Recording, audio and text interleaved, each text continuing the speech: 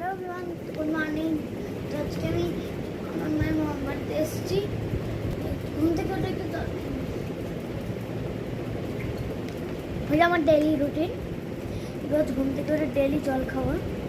ওটাই দাঁড়ান, তাহলে একবার বাইরে দেখাই। তার মধ্যে দিয়ে দেখাচ্ছি আমি।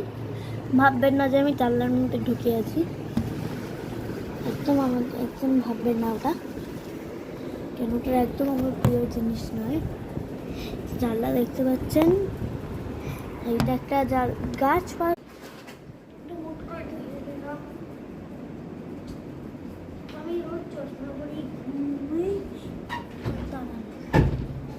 আমি পুকুর ধার, তো দেখুন আমি পুকুর ধারটা দেখাচ্ছি।